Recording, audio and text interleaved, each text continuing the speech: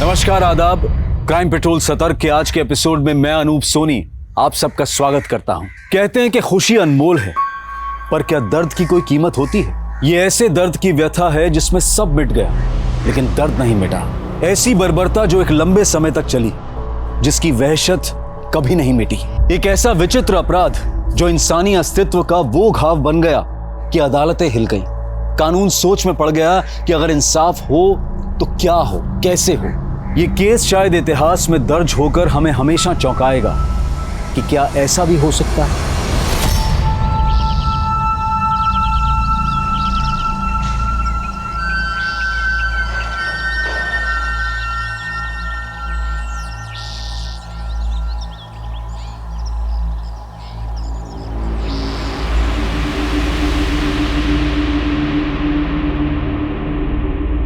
माधव जी, नाश्ता तो करके जाइए। तुम्हें पूजा पाठ से फुर्सत मिलेगी तभी तो नाश्ता होगा ना। अरे पर अभी तो सिर्फ 8 बजे है। आप तो रोज काम पे 9 बजे जाते हैं ना। आज हमको जल्दी जाना है। तो यही बात हमको कल रात को बता देते आप। गलती हमारी ही है तो हम भूखे चले जाते हैं। माधव जी, आजकल आप ऐसा बर्ताव क्यों करते हैं हमारे साथ? हमसे कोई गलती हो गई है तो बता दीजिए। हमको नहीं मालूम कि गलत हम हैं या तुम, लेकिन पूरी तरह से सही कोई नहीं होता माधव जी, लेकिन हम आपका काम का दबाव समझते हैं। तभी तो आपसे कहते हैं ना कि जेठ जी से हिस्सा कर लीजिए। देखिए, हम अपना खुद का घर ले पाएंगे ना तो कम से कम ये किराए का सिरदर्द तो खत्म होगा ना। हम तुम्हें पहले भी बोल चुके हैं, हम भाइयों के मसलों में मत पड़ा कीजिए। साथ चलने वाला जब अचानक से आपको पीछे कर दे तो बहुत अजीब लगता है। हमने माधव को हमेशा उन मर्दों से अलग माना जो सदियों से औरत को कठपुतली की तरह नचाते आए हैं। पर क्या हम ये रीत तोड़ पाएंगे? क्या समाज हमें ये रीत तोड़ने देगा?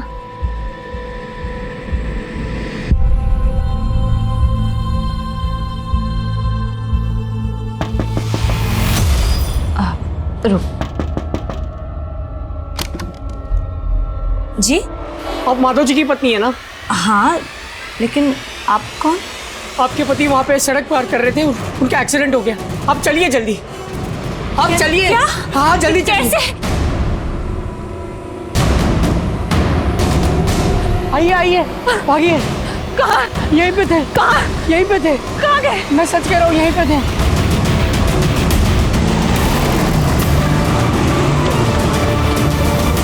Mummy, mummy, mummy, mummy, mummy कहाँ चली गई? आंटी, मम्मी को देखा क्या? नहीं बेटा। हेलो माधव भैया, हम रश्मि बोल रहे हैं। आप कहाँ हैं? हम काम पर जा रहे हैं। क्यों, क्या हुआ? वो करुणा दीदी घर पर नहीं है और बबली उनके लिए रोई जा रही है। करुणा घर पर नहीं है?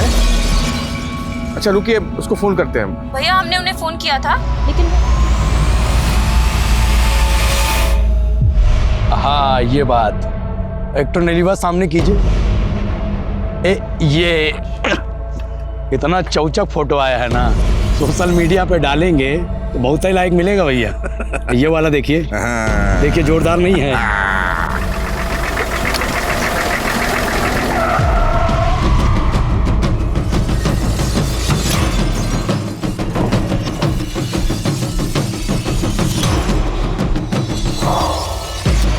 लो भाई, ले आए आपकी ये बुलबुल।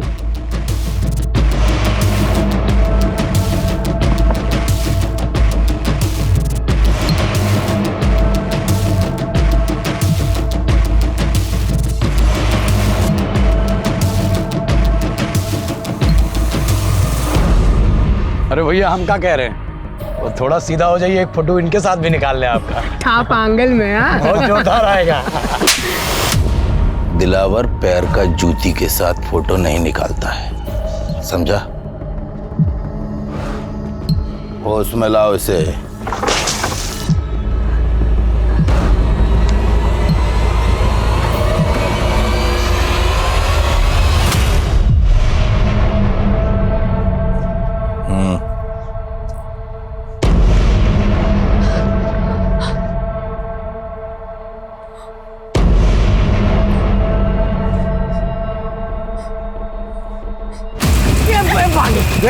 पकड़। अरे पकड़ो, कहाँ तक भागोगी, हमारा इलाका है।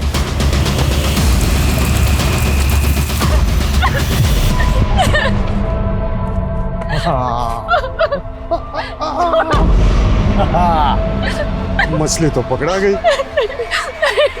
टांग टांग इसको टांग।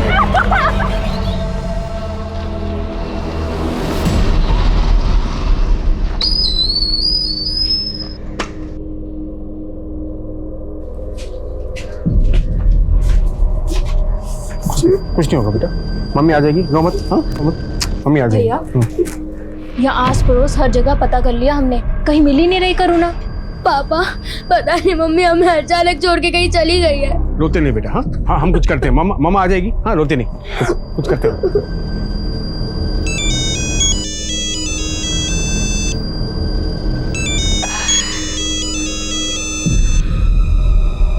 अरे दामाद जी, कैसे हैं दामाद जी? हाँ माँ जी, करुणा वहाँ आई है क्या? नहीं, क्यों, आने वाली थी क्या? पता नहीं माँ जी, लेकिन यहाँ कुछ बिना बताए सबको बबली को अकेला छोड़ के कहीं चली गई। क्या? हाँ माँ जी, अगर सुनिए ना, अगर वहाँ वो आती है ना तो हमको फोन करवाइएगा। ठीक है दामाद जी। हाँ वो माँ, कहाँ बोल रही थी जी?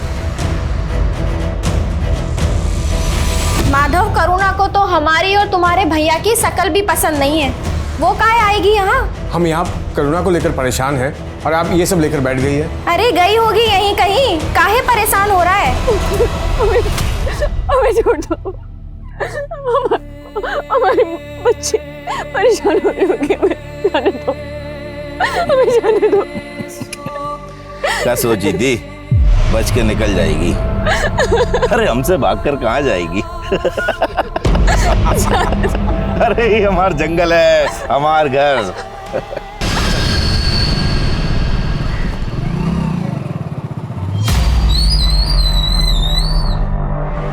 सर, ये हमारी पत्नी करुणा। आपको कुछ अंदाजा है कि आपकी बीवी कहाँ जा सकती है? सर, हमने अपने हर रिश्तेदार के यहाँ पता किया, वो वहाँ नहीं है, और हम इस मोहल्ले में 2 महीने पहले ही शिफ्ट हुए हैं। करुणा यहाँ किसी को अच्छे से जानती भी नहीं है सर। आपको किसी पर शक है? सर, हमने अभी कहा आपको, हम यहाँ किसी को नहीं जानते सर। सुबह से शाम हो गई, लेकिन करुणा का कुछ पता नहीं चल रहा सर। घबराइए नहीं, शायद यहीं कहीं गई हूँ, वापस आ जाएंगे। लीजिए। करुणा हमारी बच्ची को ऐसे अकेला छोड़ के कभी नहीं जाती है ना, जा सकती है सर। आप ऐसे कैसे बात कर रहे हैं सर? 24 घंटे तक इंतजार कीजिए, अगर वो घर वापस नहीं आती है तो हम देखते हैं हमें क्या एक्शन लेना है।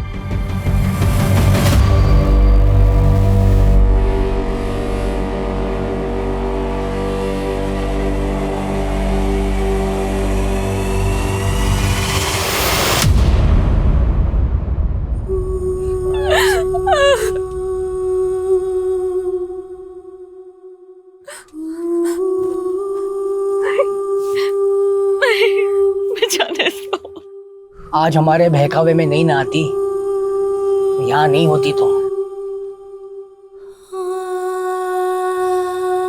हम एक बार रहम कर भी देंगे, लेकिन ये लोग रहम नहीं करेंगे।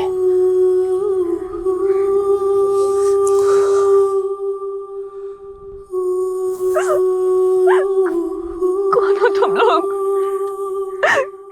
क्या चाहते हो?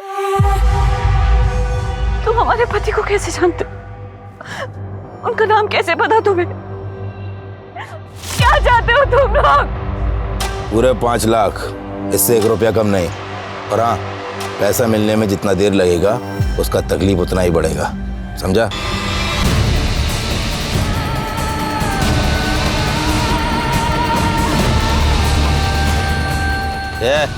जल्दी कर, बहुत जोर की भूख लगी है। अरे का भैया, अबन तो खाए थे, फिर जोर का भूख लग गया। बकवास बंद कर, इससे खाना बनवाना है। बहुत दिन हो गए जनानी के हाथ का खाना नहीं खाया। जज, एक ठो बात पूछे हम, बुरा मत मानिएगा, कहीं आपका और दीदी का कोई झगड़ा वगड़ा तो नहीं हुआ था? क्यों? करुणा ने तुमसे कुछ कहा था क्या? नहीं, वो हमें क्यों बोलेगी, लेकिन आपकी बातों से लग रहा है कि जैसे कुछ हुआ था। हाँ, आजकल हम दोनों के बीच में कुछ अनबन चल रहा था, लेकिन हमसे झगड़ा कर कर वो तुम्हारे ही घर जाती ना। लेकिन वो तो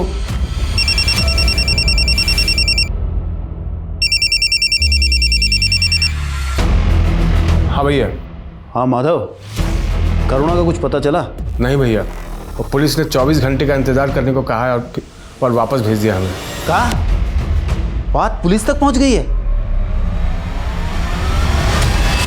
ए, सुनो, आज हम मूली का पराठा खाएंगे।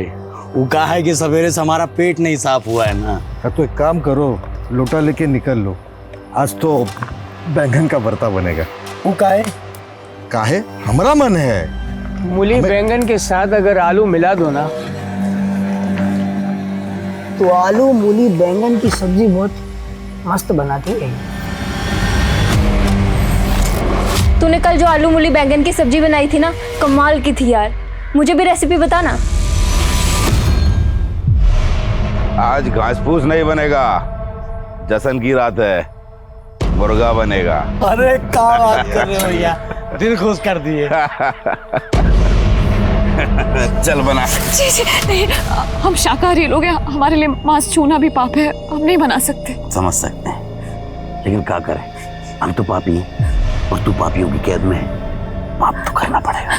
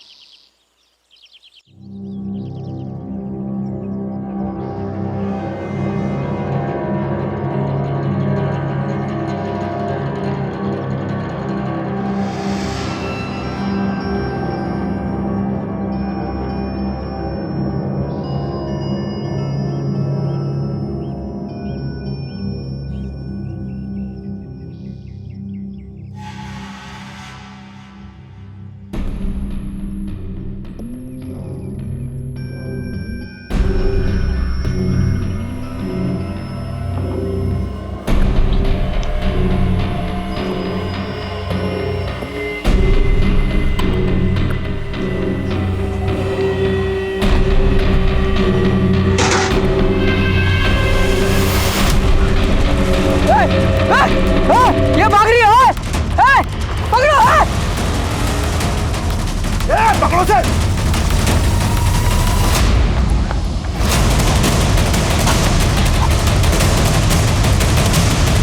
रुक। एक काम करते हैं, दिन में से गुप्ता के पास छोड़ दिया करेंगे। गुप्ता को फोन कर।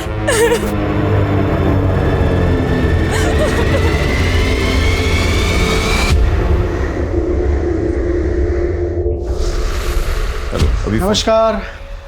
अरे बाद में बात करता हूँ। नमस्कार नमस्कार, आइए बैठिए। कैसे हैं आप? बहुत अच्छे भाई, आपकी रचना तो बहुत कमाल की है, हमें आपका काम बहुत पसंद आया। तो आप हमारा बुक छापने को तैयार हैं? बिल्कुल, लेकिन फर्स्ट एडिशन के लिए आपको 10 लाख रुपए खर्च करने होंगे। अरे पब्लिशर तो आप हैं, आप हमें पैसा देंगे ना बुक छापने का, और आप हम ही से पैसा मांग रहे हैं। देखिए, मार्केट में आपको कोई जानता तो है नहीं। माना कि आपकी कृति बहुत अच्छी है, लेकिन अगर मान लीजिए कोई किताब बिकी नहीं तो फेमस तो आप ही को होना है, उसके लिए कोई तो कीमत चुकानी होगी ना।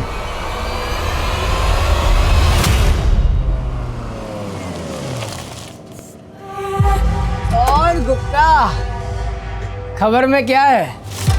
अखबार में कोई गर्म खबर नहीं है, और अपना मसालों का बाजार हमेशा की तरह ठंडा। ये लो, संभालो इसे, फिर बात करते हैं।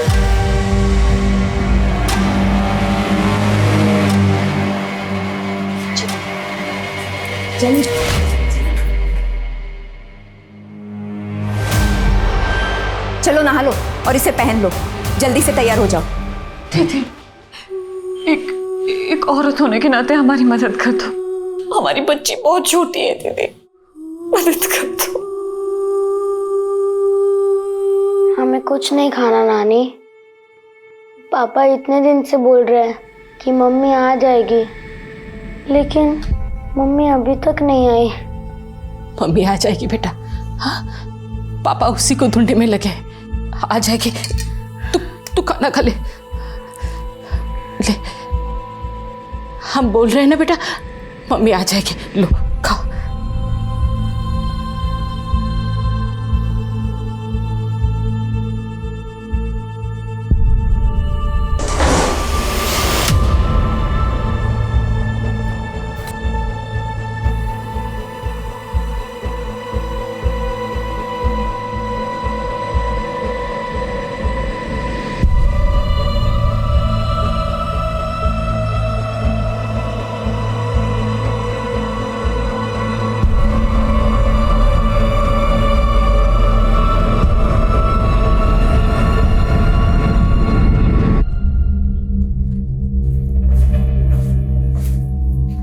ये लीजिए पानी।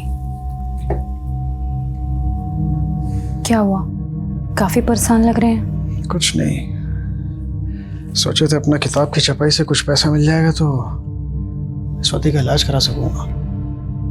वो पब्लिशर वो हम ही से 10 लाख रुपए मांग रहा है। देखिए परेशान मत होइए, भगवान सब भला करेगा। अच्छा स्वाति कहाँ है? ये देखो, तुमको ना बिल्कुल ऐसे ही चढ़ना है, और तुम ना किसी को बताना मत कि हमने तुमको ऐसे चढ़ते सिखाया है, वरना सब हमको मारेंगे। तुमको पता है ऐसे चढ़ना है, देखो ऐसे। ये देखो, समझा ना तुमको? अब तुम्हारी बारी। तुम ना बिल्कुल ऐसे ही चढ़ना, ठीक है? लेकिन तुम ना किसी से बताना मत।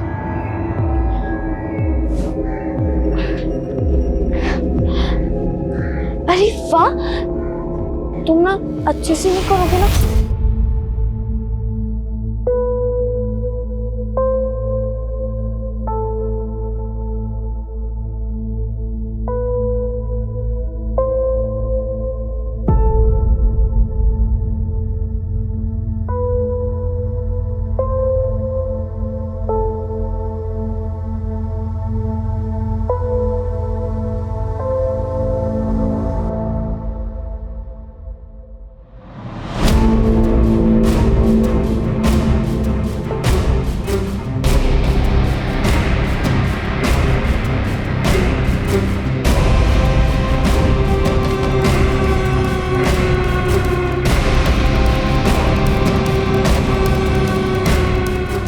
ये आपकी बीवी है? हाँ हमारी बीवी है। आपने देखा इनको? हाँ, कई दिन पहले मैंने इनको 2 आदमियों के साथ देखा था। कौन थे वो आदमी? अरे बड़े ही खतरनाक लोग थे, हाथ में गन भी रखे हुए थे। वो लोग हमारी बीवी को लेके जा रहे थे और तुमने पुलिस को फोन नहीं किया? पुलिस कुछ नहीं उखाड़ सकती है उनका, दिलावर गैंग के लोग हैं वो। ऐसा कोई गैंग यहाँ पनप ही नहीं सकता। लॉ एंड ऑर्डर बहुत मजबूत है यहाँ का। क्या मजबूत है? कोई हमारी बीवी को उठा ले गया है, आप यहाँ बैठे खाना पूर्ति किए जा रहे हैं। बस अगर कोई गैंग हुआ भी तो किसी और एरिया का हुआ, हम पता करते हैं, ठीक है? हाँ सर, प्लीज पता करिए। हाँ। यहाँ नाकाबंदी होती है, हम अपने हथियार इस रूट से ले जाएंगे,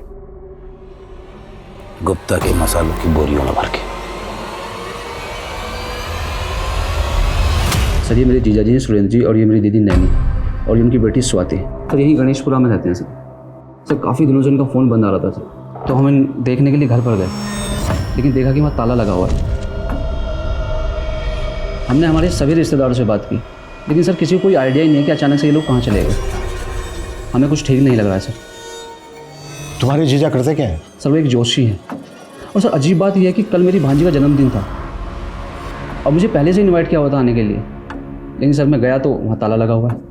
तुम्हें अपने जीजा और दीदी के फ़ोन नंबर दे दो, हम देखते हैं। जीजा जी पुलिस कुछ नहीं करने वाली है, हमें किसी बड़े अफसर से जाके बात करनी चाहिए।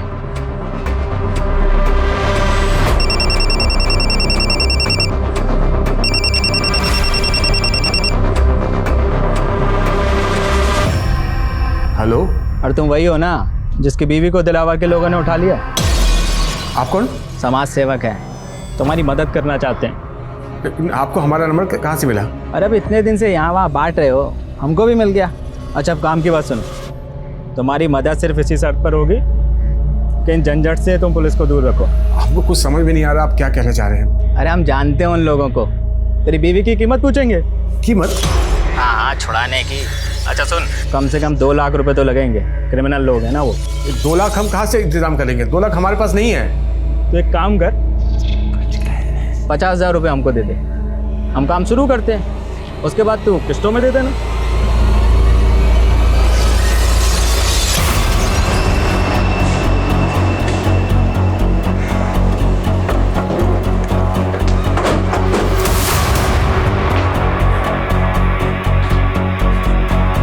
यादव सर, ताला तोड़वा।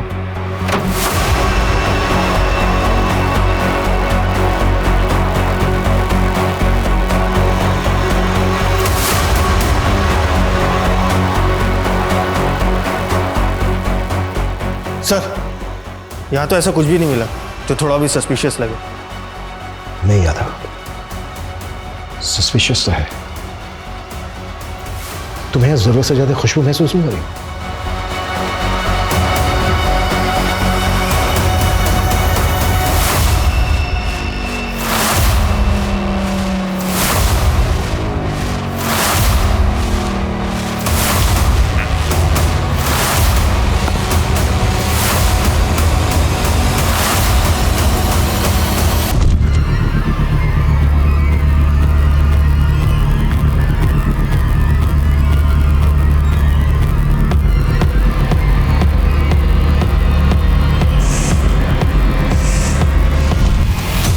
ये देखो,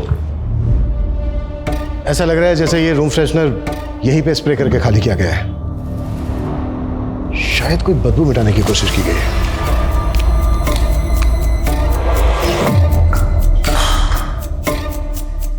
बदबू।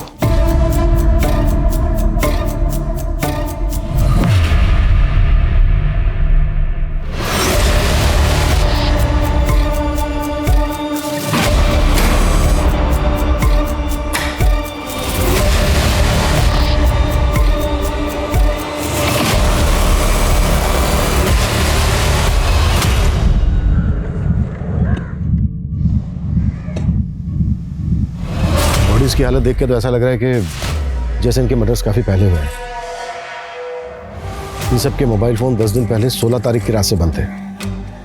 हो सकता है 16 तारीख को इनके मर्डर्स हुए हों। सर, घर के बाहर भी सीसीटीवी कैमरा नहीं है और ना ही कोई ऐसे चांस मिले जिससे पता चले कि घर में चोरी या फिर कोई लूट हुई है।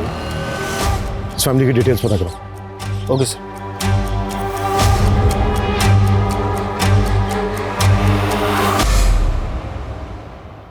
जतिन, जिसने भी ये सब किया है वो कानून से बचेगा नहीं।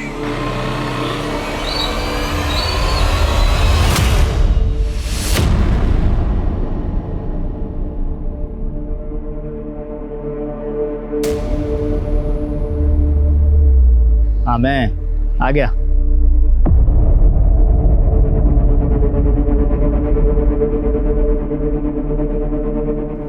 तो 40,000 है, पहली किस्त में 10,000 कम। भाई जितना बंदोबस्त हो पाया ले आए हैं। देखिए, तुम हमारी बीबी से मिले हो, वो ठीक तो है ना? अभी नहीं मिले हैं। अब तुम पैसा दिए हो ना, अब बात करेंगे गैंगस्टर से। हमारी बीबी का कोई फोटो, कोई वीडियो है तो दिखाओ ना, हमको भी पता चले कि वो किस हाल में है। अरे तुम परेशान मत हो, अब तुम 1,60,000 का बंदोबस्त करो बस, वो मिल जाएगी। बोला ना। लेकिन भाई हमको बताइए ना वो किस हाल में है। बोले ना परेशान मत हो। अरे हमको एक बार फोटो तो दिखाइए। मिल जाएगी, परेशान मत हो।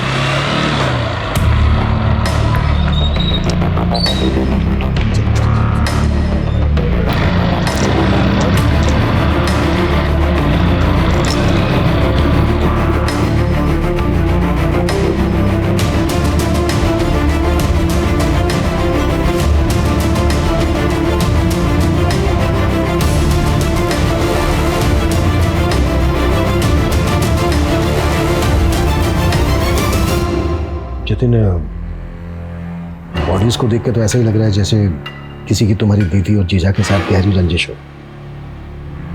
तुम्हारी जानकारी में है कोई ऐसा जिसकी तुम्हारी दीदी जीजा से दुश्मनी रही हो? सर, ऐसा तो कुछ नहीं बताया था, लेकिन सर वो स्वाति को लेकर हमेशा परेशान रहते थे। स्वाति की हालत ठीक नहीं थी। कुछ दिन पहले जब मेरी दीदी से बात हो रही थी तो कुछ तो ऐसा हुआ था स्वाति के साथ जिसके बारे में दीदी मुझे बचाना चाहती थी।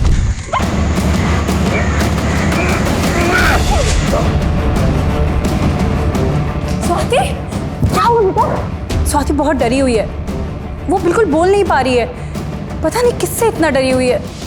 सर मुझे तो लगता है कि स्वाति को किसी ने मोलेस्ट करने की कोशिश की होगी। कौन था वो? सर इसका तो उन्हें भी कोई आइडिया नहीं था। ठीक है चेतन, अभी के लिए तुम जा सकते हो। जैसे ही पोस्टमार्टम हो जाएगा बॉडीज तुम्हें सौंप दी जाएंगी।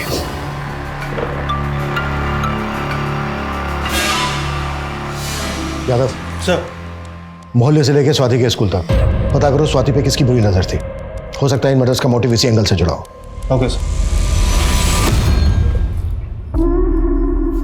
ये बर्तन वाली, खाना कब बनेगा? लगता है ठीक से सुना ही नहीं देता। ये तुझसे पूछ रहे हैं हम। सब सुन रहे हैं हम। टाइम लगता है, मशीन थोड़ी है। बर्तन ऐसे ही छोड़ दे क्या?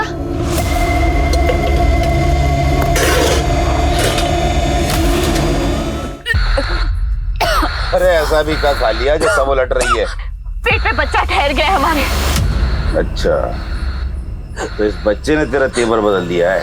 इसमें घबराने वाली क्या बात? ये तो बहुत खुशी की बात है।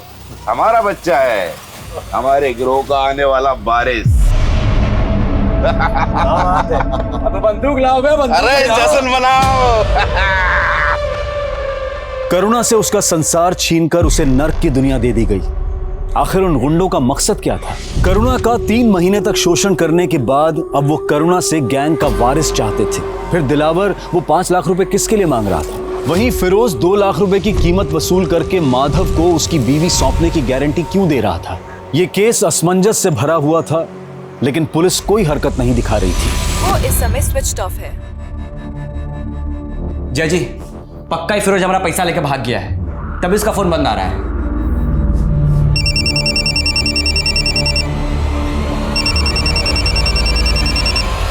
हेलो, तो हमारी जासूसी कर रहा था? पीछा कर रहा था हमारा? हम आपको पीछे नहीं कर रहे थे। आपको कोई गलतफहमी हुई है। तब तो बड़ा बकबक कर रहा था अपनी बीवी को लेके।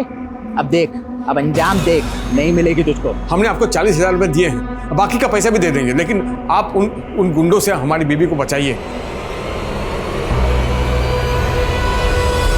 सर, स्वाति के पड़ोस और स्कूल में सबसे पूछताछ की, लेकिन पता नहीं चल पा रहा है कि ऐसा कौन होगा जो स्वाति को मोलेस्ट करता होगा। स्वाति की पोस्टमार्टम रिपोर्ट से भी ऐसे कोई इंडिकेशन नहीं मिले हैं कि उसको मोलेस्ट किया जाता। पोस्टमार्टम रिपोर्ट के मुताबिक ये सारे के सारे मर्डर 16 तारीख की रात को गला काटने से हुए। पता चला है कि सुरेंद्र का घर गिरवी पड़ा है। सुरेंद्र की फैमिली के मर्डर से कुछ दिन पहले सुरेंद्र ने 10 लाख रुपए लिया था बैंक से, अपना घर गिरवी रखकर। सर, वो पैसा अभी भी सुरेंद्र के बैंक अकाउंट में ही पड़ा है। कहीं ऐसा तो नहीं है कि सुरेंद्र को किसी का पैसा उधार लौटाना था? हो सकता है ये एंगल पैसों से जुड़ा हो। सर, इस बार में तो कोई इन्फॉर्मेशन नहीं है, लेकिन हाँ, सुरेंद्र एक बुक पब्लिशर के कॉन्टैक्ट में जरूर था। एक छोटा सा ज्योतिषी बुक पब्लिशर के टच में क्या होगा? सर, सुरेंद्र जी हमें सिर्फ इसलिए मिलते थे क्योंकि हम उनकी एक रचना छापने वाले थे। कैसी रचना? सर, ज्योतिष विज्ञान के ऊपर उन्होंने बहुत ही अच्छा रिसर्च किया था और एक बहुत अच्छा सब्जेक्ट डेवलप किया उन्होंने। सर, ये फर्स्ट चैप्टर की जेरोक्स कॉपी है। उन्होंने बहुत अच्छा लिखा है, मगर ऐसे सब्जेक्ट को पढ़ने वाले बहुत कम रीडर्स होते हैं, इसलिए हम इसमें इन्वेस्ट नहीं करना चाहते थे। तो वो 10 लाख रुपए देकर इसे छपवाने वाले थे, मगर उससे पहले ये सब हो गया। सर, दीदी और जीजा जी स्वाति के ट्रीटमेंट के लिए काफ़ी परेशान थे। उन्हें पैसों की सख्त ज़रूरत थी, लेकिन मुझे जहाँ तक याद है जीजा जी बोलते थे कि उनके पास एक स्क्रिप्चर है जो बहुत अनमोल है, जो उन्हें धनवान बना सकता है। फिर वो खुद पैसा देकर किताब भी छपवाएंगे।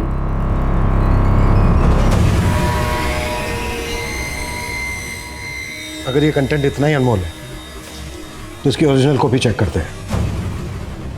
शायद सुरेंद्र के घर पे हो।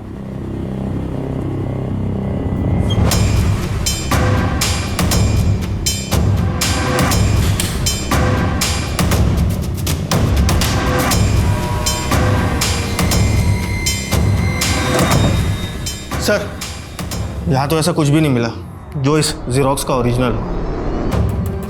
अगर सुरेंद्र ने पब्लिशर को ये जेरोक्स कॉपी दी थी तो उसकी ओरिजिनल कॉपी यही कहीं होनी चाहिए, और अगर यहाँ पर नहीं है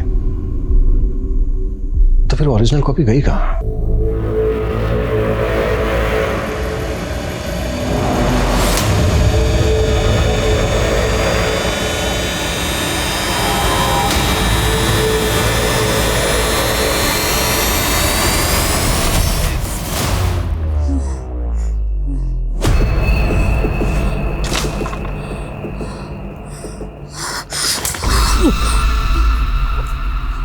चलो आ जाओ, उस तरफ आ जाओ। चलिए चलिए।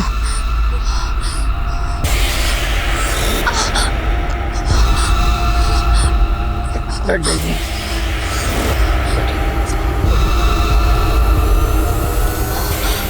इस हालत में इतना काम करेगी ना, ये मर जाएगी ये। तो अब इसका हाथ बटाने के लिए दूसरी औरत उठा के लाए। बहुत चिंता हो रही है तुझे, प्यार तो नहीं हो गया? उम्मीदें जवाब दे रही थी, हौसले टूट रहे थे और करुणा के गर्भ में पल रहा बच्चा करुणा को एक अलग ही परिवेश में लेकर जा रहा था। वो बच्चा एक ऐसी गाथा रचने वाला था जो उपन्यासों की कल्पना में होती है, लेकिन यह हकीकत थी और जिस पर बीत रही थी वो इस पीड़ा का नर्क भुगत रहा था। वहीं अपने आप को समाज सेवक बताने वाला फिरोज गायब हो चुका था और उससे कई बार धोखा खाने के बावजूद माधव करुणा की बजाय अब फिरोज की तलाश में जुट गया था। अरे हमारी बीवी कहाँ है? अरे हमको क्या पता भाई तुम्हारी बीवी कहाँ है? तुमको नहीं पता था? अरे तुमको नहीं पता? अरे इनको सच्चे को बना नहीं रे भाई, इनको माफ कर दे भाई। हमारी बीवी कहाँ है? बीवी कहाँ है हमारी? हम तुमको दिलाओ का नंबर दे। जल्दी जल्दी दे। 98 98 78 40। आप जिस नंबर को डायल कर रहे हैं वो इस समय स्विच ऑफ है। साले नंबर बता रहे हैं। नंबर? अरे भैया गैंगस्टर का नंबर है भाई। बताओ। अरे असली नंबर है भाई।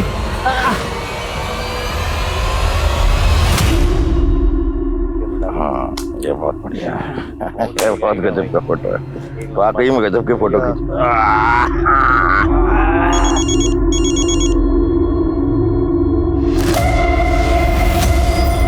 दिलावर भाई, हम माधव बोल रहे हैं। कौन है बे? आपने हमारी बीवी को 7 महीने पहले अगवा किया था। हम आपसे निवेदन करते हैं कि आप हमारी बीवी को हमको लौटा दीजिए। तेरे पास हमारा नंबर कहाँ से आया? पुलिस है ना तेरे साथ? नहीं दिलावर भाई, पुलिस के चक्कर में हमें नहीं पड़ना है। हम एक काम करते हैं, आपस में समझौता कर लेते हैं ना। समझौता करेगा? अरे अगर पुलिस भी है तेरे साथ तो बोल दे, दिलावर किसी के बाप से नहीं डरता। रहम कर दीजिए इस कमजोर इंसान पर। ठीक है, कर देंगे। 5 लाख दे जा और ले जा। और हाँ, दोबारा फोन तभी करना जब पैसे हों तेरे पास। हेलो दिलावर भाई। सर, सुरेंद्र के कांटेक्ट में इस हरीश नाम के आदमी का पता चला है। इस हरीश का सुरेंद्र के घर में पिछले 6 महीने तक काफ़ी आना जाना था। सर, ये हरीश भी एक ज्योतिषी है। पिछले 6 महीने तक इन दोनों की काफ़ी बातचीत हुआ करती थी, लेकिन अब ये दोनों कांटेक्ट में नहीं है। सर, जिस दिन मर्डर हुआ था, अब कहाँ है? सर, जिस दिन हम पब्लिशर के पास गए थे उस दिन से इसका फ़ोन स्विच ऑफ जा रहा है। हम लोग इसके घर भी गए थे, लेकिन वहाँ भी ताला लगा है। तो क्या इस हरीश का पब्लिशर से कोई कनेक्शन है?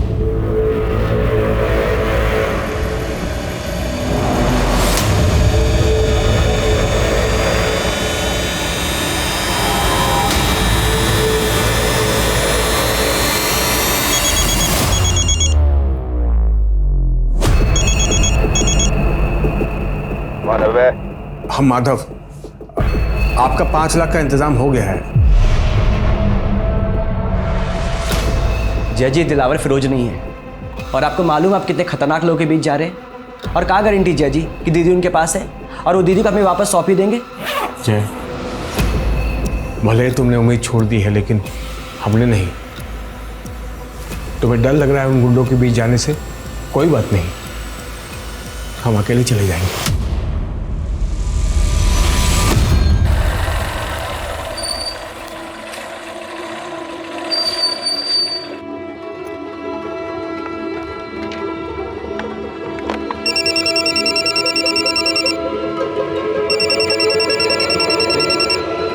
हाँ दिलावर भाई, आप जहाँ कहे थे हम वहाँ आ गए हैं।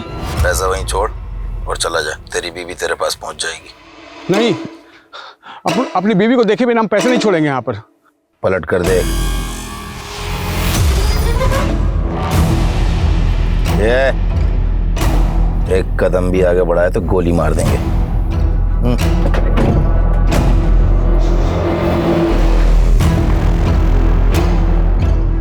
देख ली, अब बैग नीचे रख।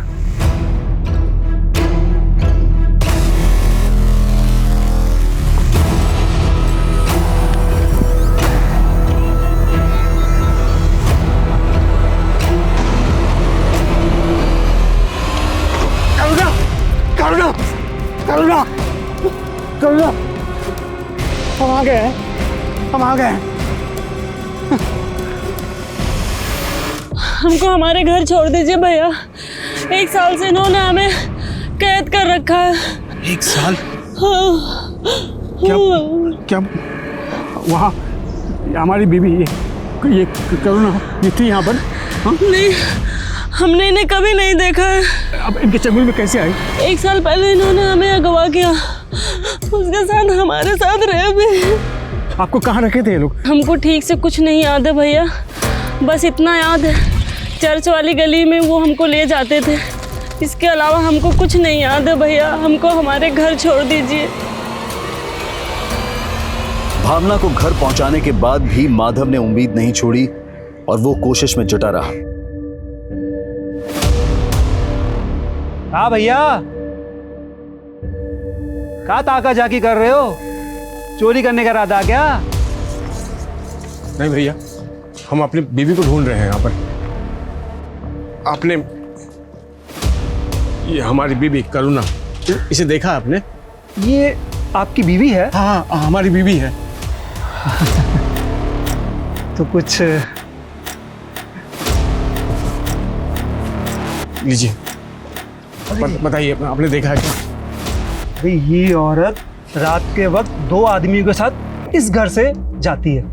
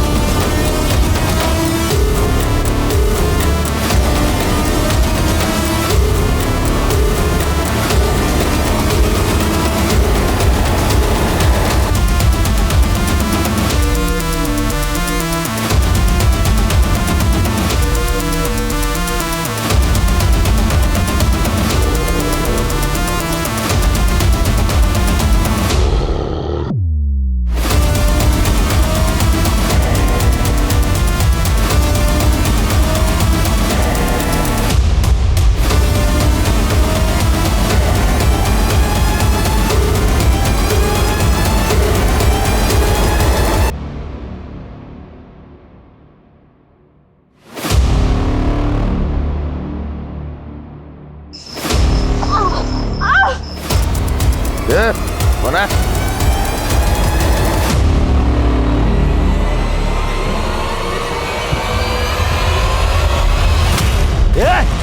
उठो, निकम्मो, लड़की गायब है। हाँ? अरे लड़की गायब है, उठो जल्दी।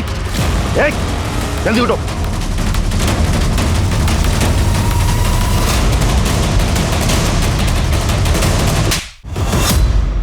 जहां तुझे पता ना, वहां से हमें सुरेंद्र की बुक कंटेंट की ओरिजिनल कॉपी मिली। अब सच सच बताएगा या फिर और कुटाई करे? मैं और सुरेंद्र एक गुरुजी के वहां से ज्योतिष विद्या सीखते थे। मैंने विद्या सीख के पैसे कमाने शुरू कर दिए और सुरेंद्र ने एक चमत्कारी किताब लिख दी सर। अब मुझे वो किताब चाहिए थी जिससे कि एक मैं बहुत बड़ा ज्योतिषी बन जाता। हमें डर था कि कहीं उसकी बेटी ने हमारे बारे में वहां सब कुछ बता दिया तो सुरेंद्र हमें अंदर करवा देगा, इसलिए हमने उसके परिवार को मरवा दिया। ये सारा काम तू अकेले तो कर नहीं सकता। किसने साथ दिया तेरा?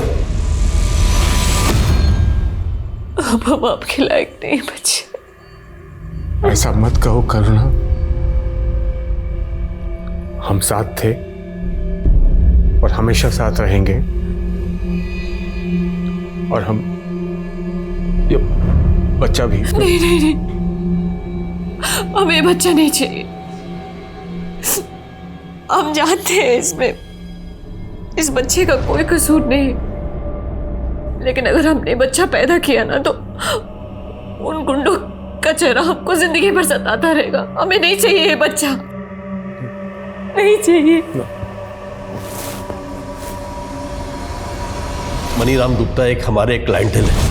कहने को तो मसाले का व्यापारी है, पर वो दिलावर के गैंग के साथ मिलकर हथियार सप्लाई करता है। दिलावर को मैंने सुपारी दी थी साहब, सुरेंद्र के परिवार को मरवाने के लिए। लूट, फिरौती, अबडक्शन, बहुत काले कारनामे किए हैं तूने और दिलावर गैंग में। अब तक जितनी औरतों को उठाया ये भी पता चल गया हमें। अब सीधे सीधे ये बोल, दिलावर और उसका गैंग कहाँ मिलेगा?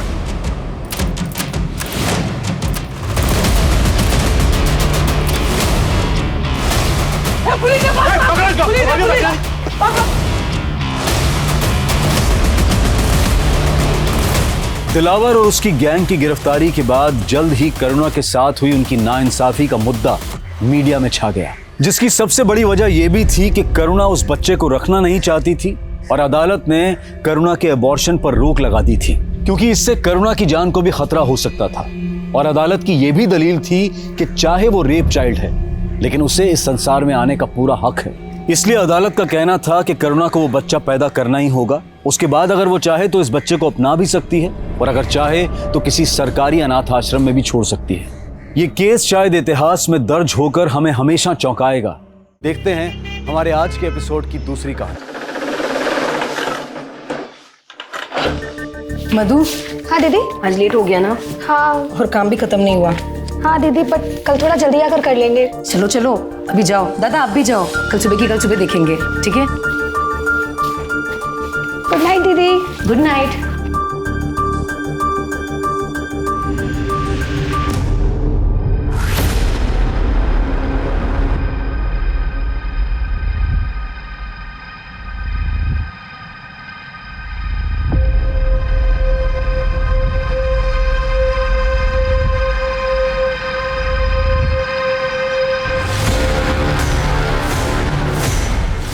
हटो मेरे रास्ते से।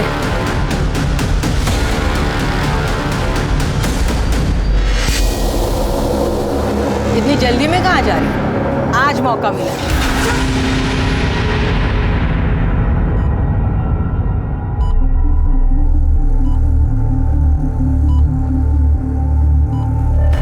दिव्या बेटा, दिव्या, दिव्या बेटा।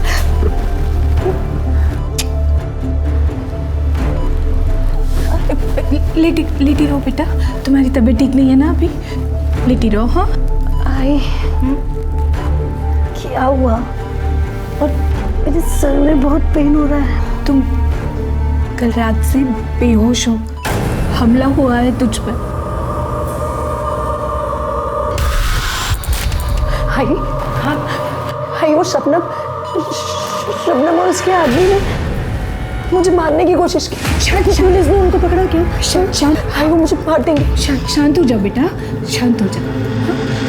अभी तुम्हारी तबीयत ठीक नहीं है ना? ठीक हो जाओ, फिर बात करेंगे। अब रोक ही रही हो? जब मैंने कहा था ये दुकान का तमाशा बंद करके इसकी शादी के लिए लड़का देखते हैं, जब तो माँ बेटी ने एक नहीं सुनी मेरी। अब नतीजा सामने है, भुगतो। सर, ये हॉस्पिटल है, आपका घर नहीं है। जब घर जाएंगे तभी कोसिएगा अपनी बेटी को। अभी उसे आराम की जरूरत है। प्लीज आप उसे आराम करने दीजिए।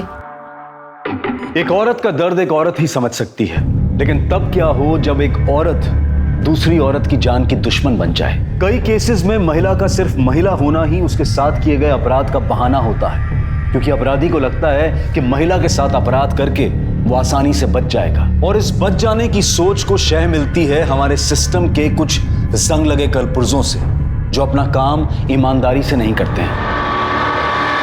अभी रिपोर्ट लिखा था। बताओ किसने हमला किया था आपके ऊपर? सर, वो शबनम और उसकी बेटी इशरत अपने गुंडे प्रहलाद के साथ मिलकर मुझ पर हमला किया था। तब दिव्या, इतनी जल्दी में कहाँ जा रही है?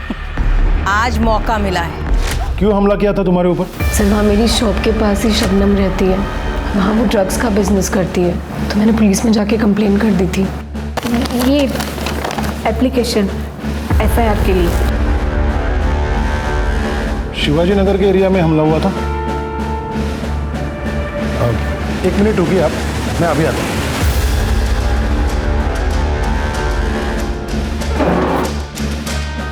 गिरफ्तार कर लो इसे। अरे ये क्या कर रहे हैं आप? मेरी बेटी को गिरफ्तार क्यों कर रहे हैं? उसने क्या किया है? हाँ? आपके बेटी के खिलाफ शबनम और इशरत के ऊपर जानलेवा हमला करने के साथ साथ शांति भंग और दंगा भड़काने की कोशिश की एफआईआर दर्ज है। हम तो पिछले हफ्ते से इसे ढूंढ रहे हैं, मगर ये हॉस्पिटल में जाके चुप कर बैठी। लेके जाओ इसे। अरे सर, ये आप क्या कर रहे हैं? अरे उसकी हालत तो देखी, ठीक से खड़ा भी नहीं रहा जा सकता उससे, और आप कह रहे हैं कि उसने दंगा भड़काने की कोशिश की। रिपोर्ट दर्ज हुई है तो गिरफ्तार तो करना ही होगा। साहब, ये सब शबनम और इशरत की साजिश है, मेरी बेटी के खिलाफ। उसने कुछ नहीं किया। देखिए कौन क्या साजिश कर रहा है वो हम देख लेंगे। नहीं, आप हट जाइए, आप लेके जाइए उसे। नहीं, मेरी बेटी को मत लेके जाइए, उसने कुछ नहीं किया। प्लीज प्लीज सर, दिव्या साहब, मेरी बेटी ने कुछ नहीं किया, उसे छोड़ दीजिए, उसे गिरफ्तार मत कीजिए। मैं पैर पड़ती हूँ आपके साहब, मेरी बेटी ने कुछ नहीं किया। साहब, मेरी बेटी ने कुछ नहीं किया। लगता है एक बार की पिटाई से तुझे समझ नहीं आया, दोबारा पीटना पड़ेगा। नहीं नहीं, मुझे कुछ मत करना। नहीं, प्लीज मुझे छोड़ दो, मैं कुछ नहीं करूंगी। प्लीज छोड़ दो मुझे। चुप कर। कौन मारा तुझे? कोई नहीं यहाँ पे, चुपचाप से सो जा। सोने भी नहीं देती।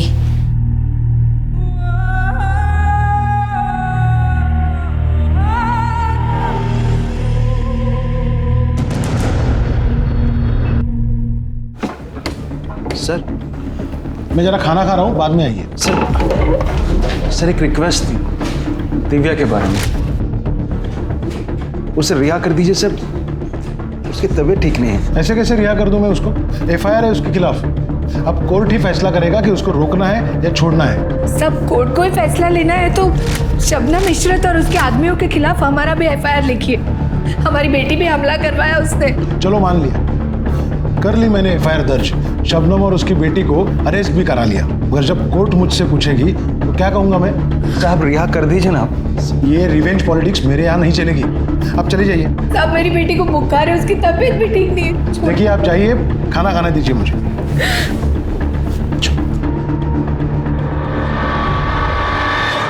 क्या हुआ?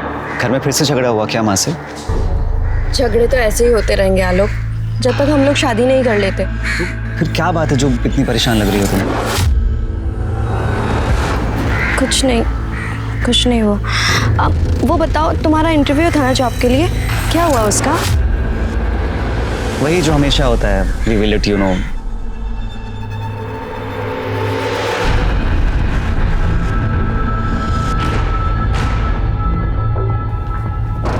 ये क्या कर रहा है यहाँ पर?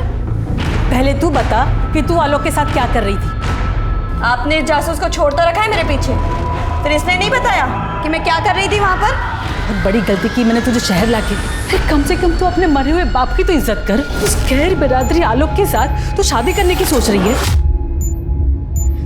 अच्छा, आलोक से शादी करूंगी तो पापा की इज्जत कम हो जाएगी, और इस प्रतीक से शादी करूंगी तो इज्जत बढ़ जाएगी क्या?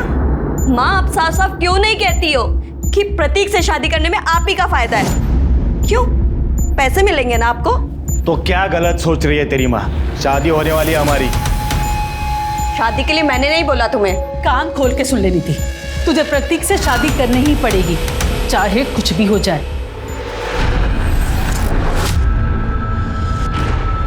नीति,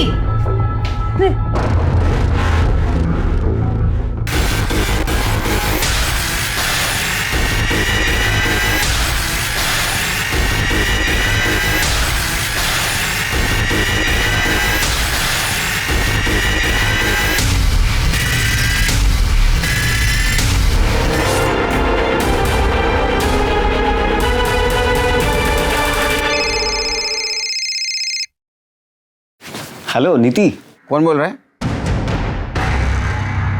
आप कौन बोल रहे हैं? मैं इंस्पेक्टर सुनील केलकर बोल रहा हूँ। आप कौन बोल रहे हैं? सर मैं आलोक शर्मा बोल रहा हूँ, लेकिन ये नंबर तो नीति का है। आप उसके फ़ोन से फ़ोन क्यों कर रहे हैं? नीति? कौन नीति? सर मेरी फ्रेंड है, लेकिन हुआ क्या है? हमें एक लड़की की लाश मिली है, हमें लगता है ये नीति की है। उसके फैमिली को इन्फॉर्म करना है, उसके घर का एड्रेस दो और तुम्हारा भी एड्रेस दो। जया नाम उसकी माँ का। आप एड्रेस लिखिए।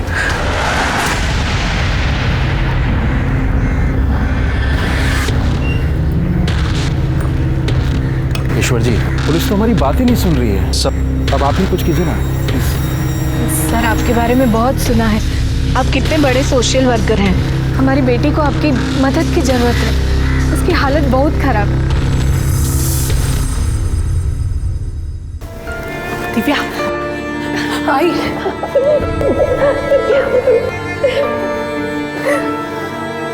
तू ठीक है ना? हाँ? अब बुखार भी नहीं। हाय हाय, ये कौन है? कहीं से शबनम ने तो नहीं भेजा है मुझे मारने के लिए? नहीं बेटा नहीं। देखो बेटा, मुझे यहाँ किसी ने नहीं भेजा है, मैं तुम्हारी मदद करने के लिए आया हूँ। बेटा ये ईश्वर जी हैं, हमारी मदद करने आए हैं, तुम्हें जेल से बाहर निकालने। दिव्या बेटा, मेरी बात ध्यान से सुनो। अगर तुम मुझे फिर से एक बार बता सको कि क्या हुआ था उस रात, तो मैं ज्यादा अच्छे से तुम्हारे केस को समझ पाऊंगा। सर,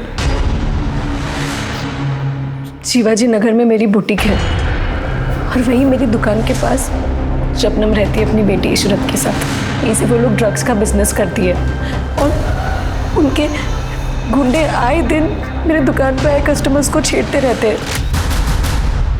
एक्सक्यूज मी, क्या आप विंटर कपड़े बनाती हैं?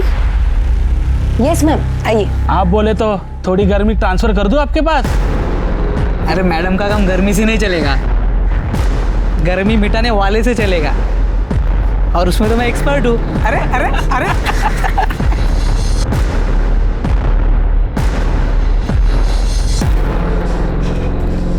क्या बात है मैडम, इतने जल्दी गर्मी मिटाने के लिए आ गई? लगता है ठंड बहुत बढ़ गई है। मिटा दो गर्मी। ये इसकी गर्मी ज्यादा बढ़ गई है, पकड़ो इसको। ये तू फिर से आ गई? ये तुम्हारे नशेड़ियों को काबू में रखो वरना अच्छा नहीं होगा। आज फिर मेरी कस्टमर को छेड़ा इन्होंने। ये अपना रोना धोना ना कहीं और जाकर कर। हमने बोला था यहाँ दुकान खोलने को, जो हमसे आके शिकायत कर रही है। ये एरिया तुम्हारा नहीं है जो हर एक काम तुमको पूछ के करूं। अगर नहीं सुधरे ना तो पुलिस में जाके तुम सबकी कंप्लेंट करूंगी। पुलिस में जाएगी?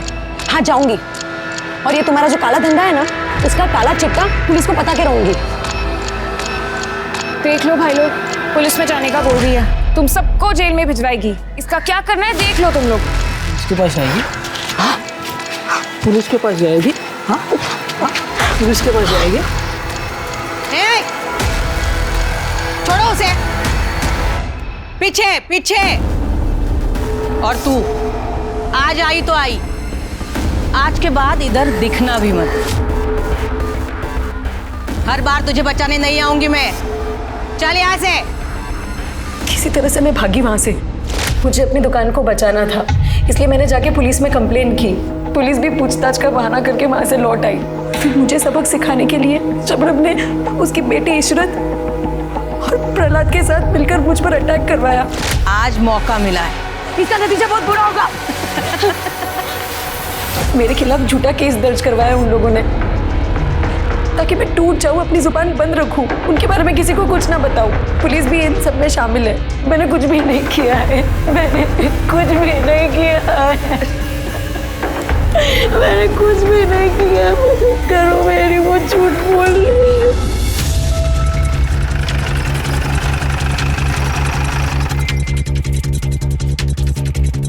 जय और उसकी बेटी नीति इसी घर में रहते हैं ना?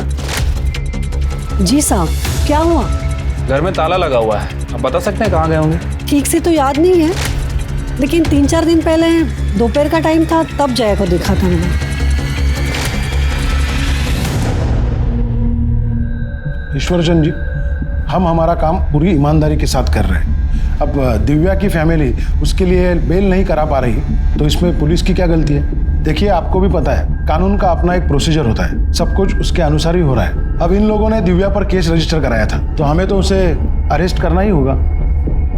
वो सब तो मैं जानता हूँ इंस्पेक्टर साहब, और प्रोसीजर भी मुझे पता है, मगर जिस कानून की आप बात कर रहे हैं उसी कानून के हिसाब से बताइए कि दंगे करने के लिए किसी एक औरत को ही आरोपी बनाकर जेल में कैसे भेजा जा सकता है, जबकि एक पार्टी जेल के अंदर है और दूसरी बाहर आज़ाद घूम रही है। और हाँ, आपने तो इन लोगों के खिलाफ कोई केस तक दर्ज नहीं करवाया। क्योंकि कोई केस था ही नहीं। हाँ, मैं मानती हूँ इशरत और दिव्या का झगड़ा हुआ था, लेकिन वैसे नहीं जैसे दिव्या ने आपको बताया।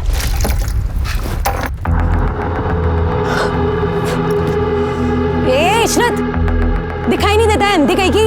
अरे ऐसे कैसे बात कर रही है? गलती से गिर गया, देख नहीं पाई तुझे। तभी तो कह रही हूँ, अंधी हो गई है क्या? सारे कपड़े गंदे कर दिए मेरे। अरे ताई देखो ना कैसे बात कर रही है। ए ज्यादा मत बोल, पानी ही गिरा है, सूख जाएगा, सूख जाए। सबसे तो बात ही करना बेकार है। जाहिल के जाहिल यहाँ पे सभी। जरा सा बन क्या लेती है, खुद को हमसे ऊपर समझने लगी है। किसी दिन अकल ठिकाने लगा दी जाएगी ना, उसी दिन सब सही हो जाएगा। क्या बोली रे तू? हाँ तो अभी सिर कपड़े गंदे कर दिए। अब बता मुझे कैसे अकल ठिकाने लगा। इशरत ने जब मुझे आके बताया तभी मैंने पुलिस में कंप्लेंट कर दी और ये दिव्या गायब हो गई। और अचानक से 1 हफ्ते के बाद आकर उसने हमारे खिलाफ ही कंप्लेंट कर दी कि हमने उसे मारा है, उस पर रेप करवाने की कोशिश की है। रेप? आपको नहीं पता? ये देखिए, यही रिपोर्ट दर्ज कराने को कह रही थी।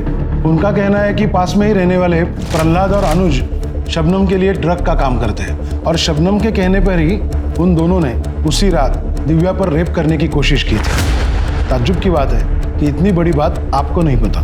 साहब वो दिव्या बहुत चालू लड़की है। वो आपके सहारे हमें फंसाने की कोशिश कर रही है। दुश्मनी निकालनी है ना उसे हमसे। आपके साथ उनकी क्या दुश्मनी हो सकती है? 1 महीने पहले उसकी दुकान में चोरी हुई थी।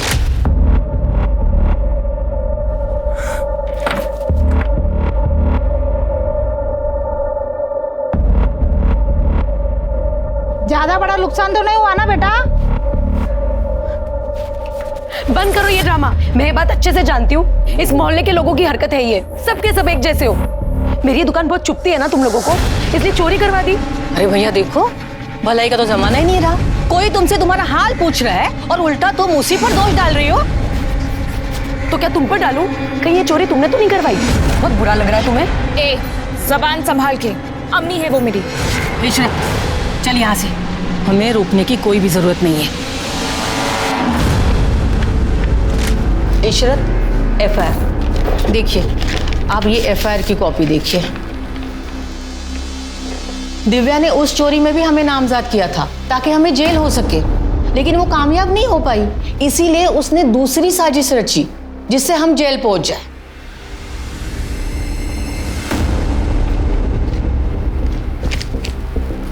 साहब हम चलते हैं।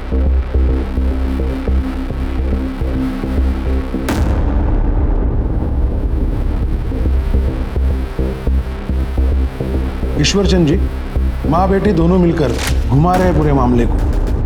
आपसे कुछ कह रही है और पुलिस से कुछ और। इंस्पेक्टर साहब, इस केस की सच्चाई जो भी हो, मगर एक सच्चाई जरूर है कि इस पूरे मामले में पुलिस ने एक तरफा कार्रवाई करके दिव्या को जेल भेजा है, जबकि उसकी हालत देखते हुए दिव्या को जेल में नहीं हॉस्पिटल में होना चाहिए था। मैं समझता हूँ, लेकिन सिस्टम ने मेरे हाथ बांध के रखे हैं। और ईश्वर जी, जेल के हॉस्पिटल में दिव्या का इलाज चल रहा है और दिन ब दिन उसकी हालत भी सुधर रही है। नहीं, जेल के हॉस्पिटल में नहीं, हम लोग दिव्या की बेल के लिए अप्लाई कर रहे हैं। पुलिस विरोध नहीं करेगी ऐसी मैं आपसे उम्मीद करता हूँ इंस्पेक्टर साहब।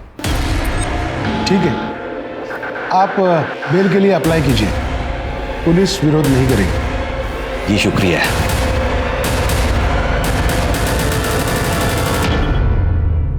मतलब रेप नहीं हुआ था तुम्हारा, यही कह रही हो ना? जी सर। ये बात तुमने पुलिस को बताई और मुझे क्यों नहीं बताया? सर, सब कुछ इतना जल्दी जल्दी हुआ कि कुछ भी याद रखना मुश्किल हो रहा था। मुझे कुछ समझ में ही नहीं आ रहा था मेरे साथ क्या हो रहा है। शायद इसलिए मैं आपको बताना भूल गई, मगर ऐसा नहीं है कि उन्होंने रेप करने की कोशिश नहीं की। देखो दिव्या, मैं तुम्हारी मदद करना चाहता हूँ, मगर इसके लिए तुम्हें मुझे सब कुछ बताना होगा, वो भी सच सच और शुरू से। सर, मैंने आपको सब कुछ बताया, वो सच ही है। नहीं, अभी पूरा सच नहीं बताया। शबनम के साथ जो तुम्हारी दुश्मनी है, जिसके खिलाफ तुमने चोरी की एफआईआर तक दर्ज करवाई थी। सर, वो तो पुरानी बात थी, उसका इस सब से क्या लेना देना? पुरानी बात होगी, पर शबनम तो कहती है कि तुम उससे अपनी दुश्मनी निकालना चाहती हो।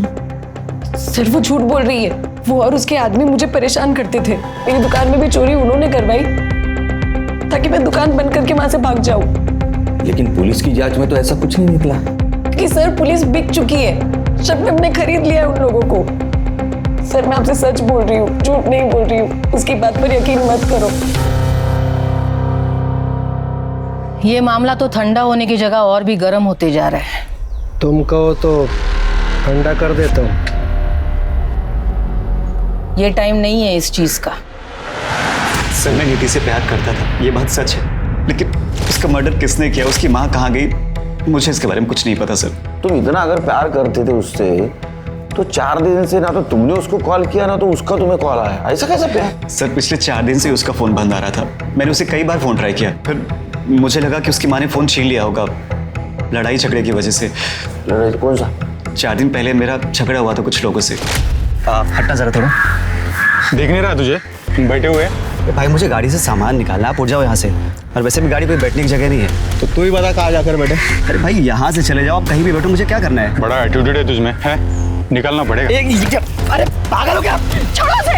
हेलो साले, यहाँ हमारी गुंडाई चलती है, मैं गुंडा बनने की कोशिश मत करना, समझा? हेलो।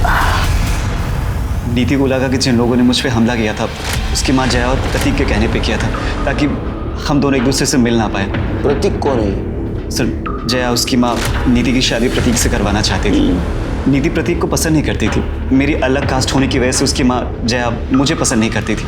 इसी बात को लेकर उसकी माँ और नीति के बीच झगड़ा चल रहा था। नीति उस दिन मुझसे मिल के गई थी, बस उसके बाद से उसका फ़ोन बंद आ रहा था। ये जया कहाँ गई होगी पता है? सर मुझे कुछ नहीं पता है, लेकिन जया का गांव बनारस में है और नीति बोले थे कि उसकी माँ गांव जाने वाली थी।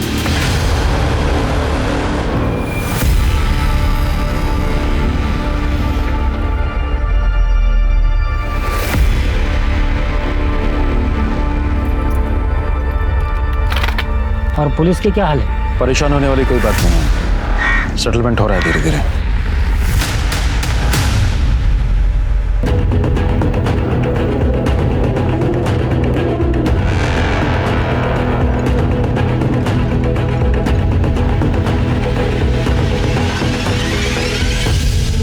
आप एक जिम्मेदार आदमी है ईश्वर चंद जी, और इसीलिए केस से जुड़ी हर एक बात मैंने आपको बताई थी, मगर आप तो मीडिया में चले गए। इंस्पेक्टर साहब, मैं मेरी जिम्मेदारी बखूबी जानता हूँ, इसीलिए मैंने प्रेस को भी वही बताया जो सच है, जो दिव्या के साथ हुआ है। और हाँ, किसी भी तरीके का कोई प्रोपेगेंडा नहीं है, बस न्याय की मांग उतनी आप पूरी कर दीजिए। आखिर यही तो काम है ना आपका, पीड़ितों को न्याय दिलाना। जी हाँ, यही काम है मेरा, लेकिन मीडिया में जाके आपने सही नहीं किया।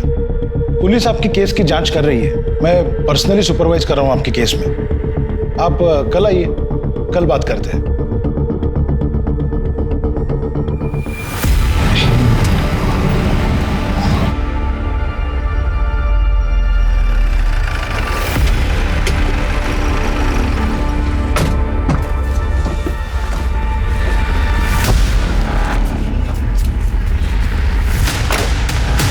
क्या सोचा था?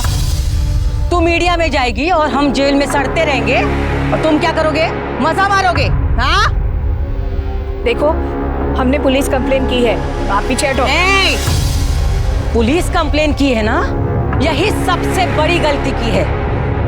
अब गलती की है तो हर्जाना तो भुगतना पड़ेगा। तैयार रहना।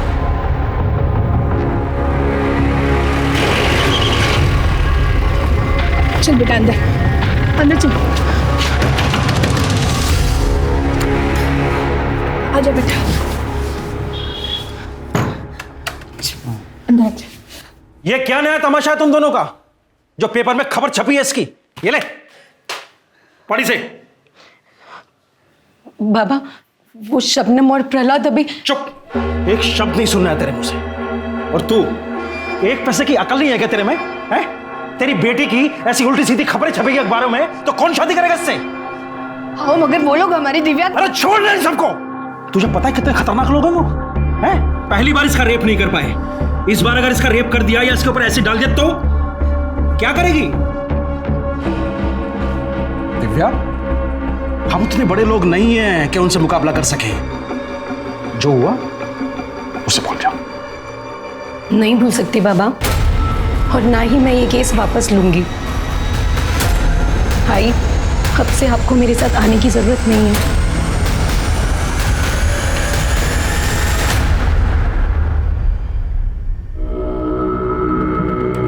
मुझे सर से मिलना है। देखिए मैडम, थोड़ा वेट कीजिए, सर बिजी है। जैसे ही फ्री होते हैं मैं आपको बुला देता हूँ।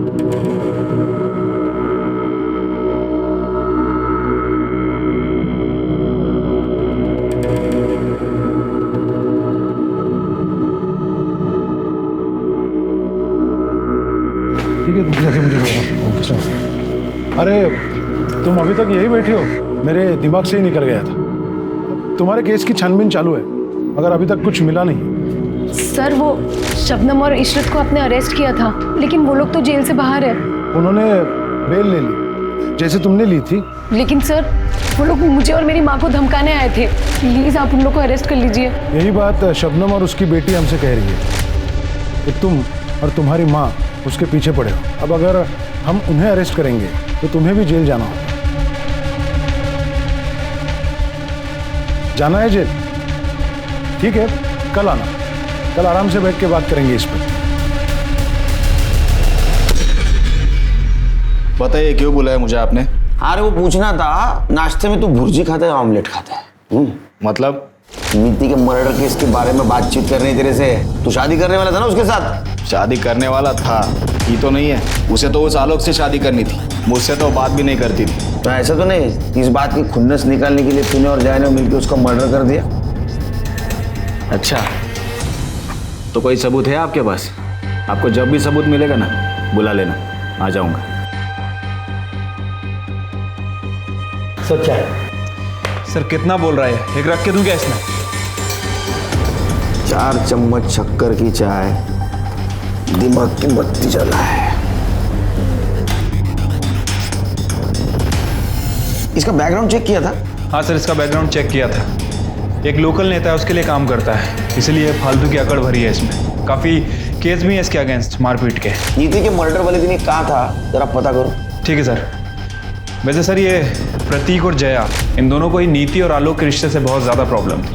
सर पॉसिबिलिटी है कि या इन दोनों ने इसका मर्डर किया या फिर किसी से करवाया है। सर आलोक सही कह रहा था। हमने बनारस में जया के गांव से पता किया। नीति के मर्डर के अगले दिन ही वो अपने गांव पहुंची है। नीति के मर्डर के अगले दिन जया को लेके आओ। क्या भाई कल्याण, किसका कल्याण करने जा रहे हो?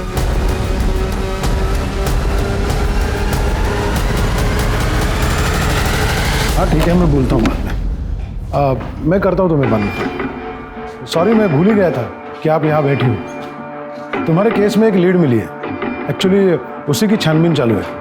एक काम करना, तुम कल आना, कल तक कुछ और पता चल जाएगा। न्याय मिलने में देरी न्याय ना मिलने के बराबर है, और दिव्या के साथ भी ऐसा ही हो रहा था। न्याय की आस ने उसे एक ऐसे अंतहीन इंतजार के चक्रव्यूह में धकेल दिया जहां न्याय तो नहीं था, पर अगर था तो सिर्फ एक लंबा इंतजार और निराशा ही निराशा। शबनम और इशरत ने उस पर शारीरिक हमला किया था, लेकिन पुलिस की एक तरफा कार्रवाई और परिवार के अधूरे सपोर्ट ने उसे मानसिक तौर पर भी तोड़कर रख दिया था। लेकिन फिर भी दिव्या लड़ रही थी न्याय के लिए, और इस लड़ाई में जहां वो बिल्कुल अकेली थी, उसे सहारा मिला एकदम अप्रत्याशित तरीके से। नीति अपने मर्जी से शादी करना चाहती थी, तुम्हें पसंद नहीं था, इसलिए तुमने नीति को मार दिया। नहीं सर, मैंने नीति को नहीं मारा। नीति के मर्डर वाले दिन आप गांव क्यों चले गए? नीति ने मुंह दिखाने लायक नहीं छोड़ा था उस आलोक के साथ रिश्ता रखकर। उस दिन जब वो घर नहीं आई तो मुझे लगा कि वो आलोक के साथ भाग गई और मोहल्ले में किसी को पता ना चले, इसलिए मैं चुपचाप गांव चली गई। नीति उस दिन घर से निकलने के बाद आलोक से मिली ही नहीं। ये सब कुछ तुमने और प्रतीक ने किया है। नहीं सर, हमने ऐसा कुछ नहीं किया। तुम दोनों के सिवा कौन दुश्मन था उसका? कौन कर सकता है ये?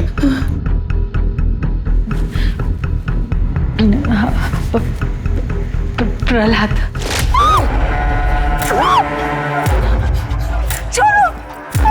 पकड़, उठ, चल निकल यहाँ से, वरना सारी गांधीगिरी निकाल देंगे तेरे। चल चल चल अंदर चल, अंदर चल। चल मार, लेकिन ये लोग इसे मार देंगे। वो जाने और वो लड़की जाने, इन सब में हमें नहीं पड़ना। चल तू यहाँ से।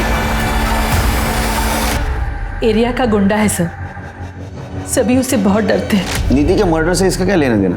नीति बहुत परेशान थी सर, क्योंकि वो उस लड़की की मदद नहीं कर पाई। लेकिन जब नीति को ये पता चला कि पुलिस ने उस लड़की को जेल में डाला है, तो बहुत परेशान हो गई। मैंने नीति को बहुत रोका, समझाया, लेकिन वो पुलिस स्टेशन में गवाही देने आ गई। पुलिस ने तो कुछ नहीं किया, लेकिन जब गुंडों को पता चला कि नीति उनके खिलाफ गवाही देने आई थी पुलिस स्टेशन में, हमारा जीना हराम कर दिया था। ये क्या करे? धक्का मार के जरा पकड़ो इसको। मैंने कहा था ना, ज्यादा समाज सेवा करना अच्छी बात नहीं है, मगर तू मानी नहीं। देखो अब हो गई ना गंदी बात बीच बाजार में। अभी भी तेरे पास समय, गवाही देने की सोचना भी मत, वरना अगले टाइम कपड़े नहीं तू फटेगी। नीति को हर तरीके से परेशान किया कि वो गवाही न दे पाए।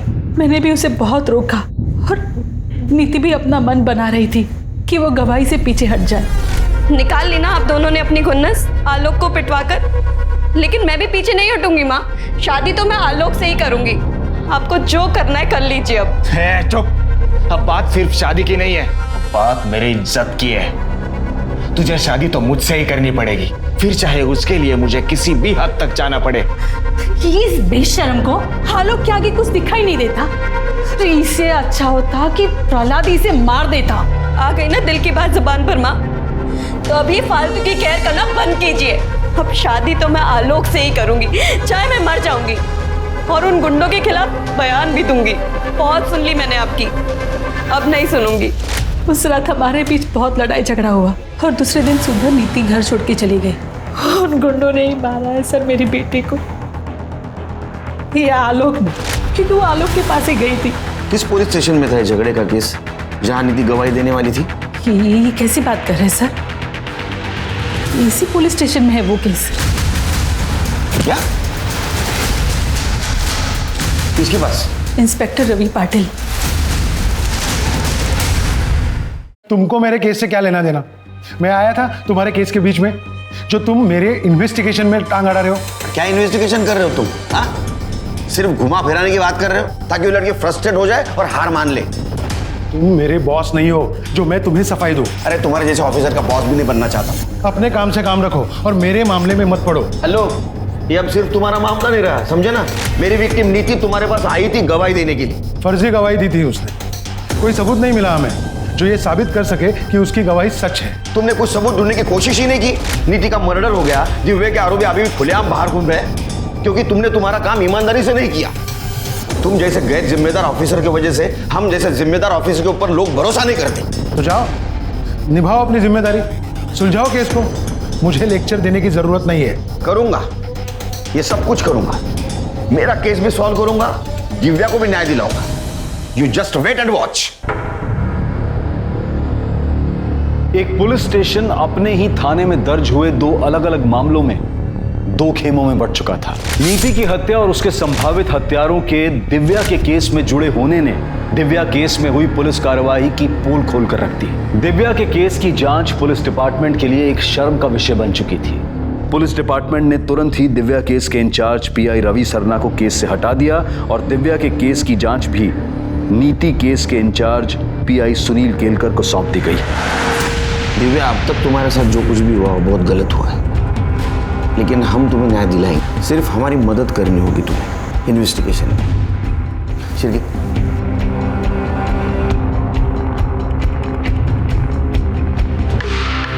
इसे जानती हो? नहीं सर, कौन है ये?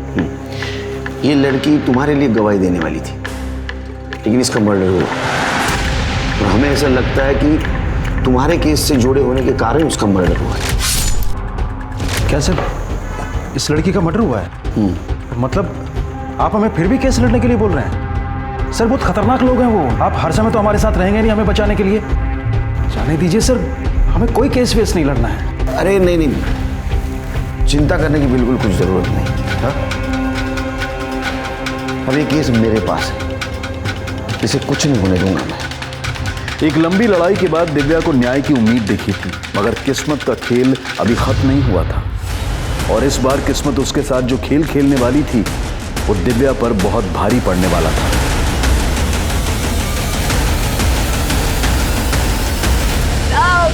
साहब मेरी बेटी को मार डाला। मार डाला। गुंडे भेजे थे उसको मारने के लिए और पुलिस कुछ नहीं कर पाई। आपने बोला था ना मेरी बच्ची को कुछ नहीं होगा। ये रक्षा की मेरी बच्ची की आप लोगों ने। सर दिव्या घर पे अकेली थी। उसकी माँ बाजार गई थी और उसके पापा काम से गए थे। दिव्या को इस हालत में उसके पापा ने सबसे पहले देखा जब वो दोपहर में खाना खाने आए थे। किसी पड़ोसी ने देखा है या किसी को आते हुए? नहीं सर, दोपहर का टाइम था तो सब लोग अपने अपने घर पे थे, तो कोई विटनेस नहीं है। घर का कोना कोना छान मार, अड़ोस पड़ोसी से बात करो और ड्रग रैकेट में जितने भी मेंबर हैं सबको उठा लाओ। दिव्या की मौत के जिम्मेदार हम भी हैं। वो जिंदा थी, उसको इंसाफ नहीं दिला पाए। कम से कम मरने के बाद तो उसको इंसाफ दिलाएंगे। क्या बोले साहब, इन नशोड़े ने जीना आराम कर दिया। और वो दिव्या मैडम ने आवाज़ उठाई, क्या हुआ उसके साथ? हमें नहीं मरना ऐसी मौत।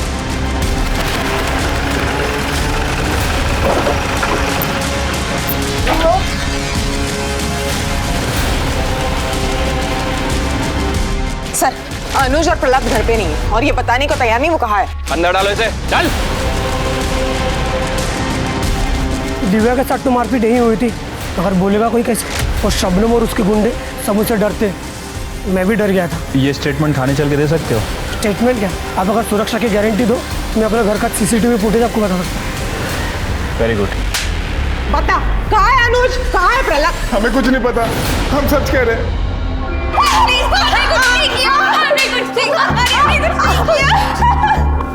अरे तो पहले ही बता देना ना, मार खाने की जरूरत नहीं थी। हाँ चलो बोलो। पूरे इलाके में मेरा ही माल बिकता था, किसी की औकात नहीं थी मुझसे उलझने की। लेकिन जब से उस दिव्या ने दुकान खोली थी ना, तब से उसने मुझसे उलझना चालू कर दिया। कभी घर में आके हंगामा करती थी तो कभी यहाँ पुलिस स्टेशन में आके कंप्लेन करती थी। और तुम्हें जब पता चला कि नीति उसके साथ है तो पहले नीति और बाद में दिव्या को रास्ते से हटा दिया। नहीं साहब, नीति और दिव्या के मर्डर में हम लोगों का कोई हाथ नहीं था। तुम्हारा हाथ कैसे नहीं? अगर नीति तुम्हारे खिलाफ गवाही देती तो तुम जेल जाती, और दिव्या अगर केस लड़ती तो भी तुम जेल जाती। तुम्हारा धंधा चौपट हो जाता, और तुम कह रहे हो तुम्हारा हाथ नहीं। हमारा ड्रग का धंधा अच्छा चल रहा था और ये दिव्या का मामला कुछ दिनों में ठंडा हो जाता था और बाद में वापस में मेरा धंधा शुरू कर सकती थी। तो फिर उन दोनों को मारकर हम लोग अपने ऊपर क्यों मुसीबत ले लेते? ये पुलिस वाला कौन? रवि पाटिल। हाँ साहब, रवि साहब को हफ्ता पहुंचता था हमारे पास से। ये प्रहलाद को कहाँ छुपाया? मुझे नहीं पता साहब, पिछले कुछ दिनों से ना फोन किया ना मैसेज। सर ये शबनम और इशरत तो अभी भी इस बात पे अड़े हुए हैं, इस मर्डर से इन दोनों का कोई लेना देना नहीं है। और सर वो प्रहलाद, वो भी अभी तक गायब है। उसको ढूंढो, क्योंकि इस गुत्थी की गांठ वही है। सर, इस अनुज और प्रहलाद के बारे में एक न्यूज मिली है।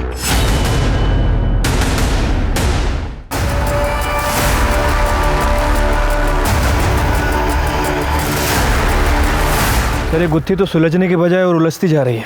हाँ सर, ये प्रहलाद अपना प्राइम सस्पेक्ट था और इसी का मर्डर हो गया। सर मुझे लगता है कि यहाँ कोई पार्टी वगैरह चल रही थी, और जो भी इन दोनों के साथ आया वो इन्हें जानता था।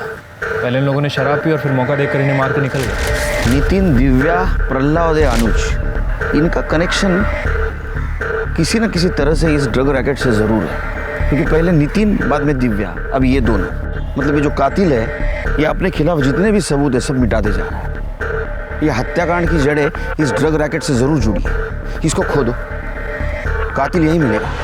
हाँ तो शबनम अभी बता कि वो तीसरा आदमी कौन है, जिसे प्रहलाद अपना दोस्त समझता था लेकिन वो उसका दुश्मन निकला।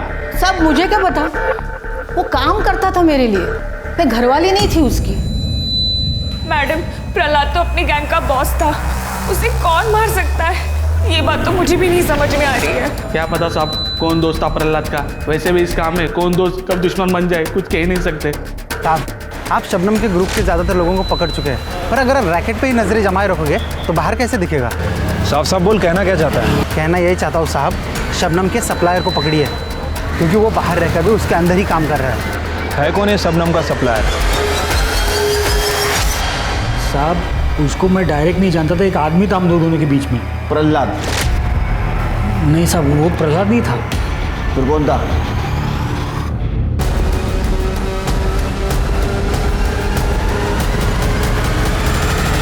दीपक भाई, अभी माल नहीं उठा पाऊंगा, पुलिस नजरें गड़ाए बैठी है चारों तरफ, और शबनम भी जेल में है। मामला ठंडा पड़ते ही शबनम बाहर आ जाएगी। उसके बाद ही तेरी सप्लाई तो मैं शुरू करूंगा।